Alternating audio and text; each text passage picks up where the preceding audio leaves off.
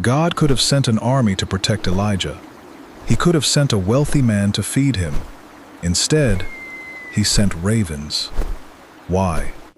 After Elijah stood before King Ahab and declared that there would be no rain in Israel, God told his prophet to leave. Go east, hide beside the brook Cherith. And there, Elijah waited. No crowd, no palace, no army, just a prophet in the wilderness, waiting on God. But Elijah wasn't forgotten. Every morning, ravens brought him bread and meat. Every evening, they came again. Think about that.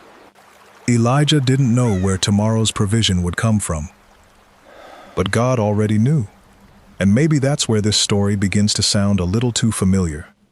Maybe you're in a season where you don't know how the next bill will be paid. Maybe you're waiting for a door to open. Maybe you're praying for something you've been asking God for, again and again.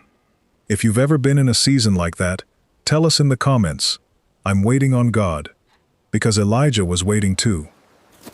Then something happened that Elijah probably never expected. The brook dried up. The very place God had provided for him was now empty. And maybe you've experienced that. The job dried up. The money dried up. The opportunity disappeared. Someone you depended on walked away. And you wondered, God, what do I do now?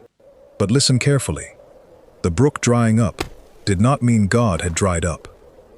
The provision changed, but the provider did not. And before Elijah ever saw his next miracle, God already knew where he was sending him next. So if you're walking through a dry season right now, don't mistake silence for abandonment. Don't mistake a closed door for the end of God's plan. Your brook may dry up, but God has not left you. And if you want more Bible stories that connect God's word to the battles we face today, subscribe to Wilderness Scroll.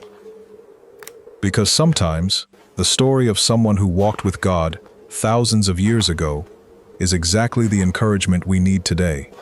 If you're trusting God, even though you can't see what's next, write this in the comments. God has not left me. And remember Elijah.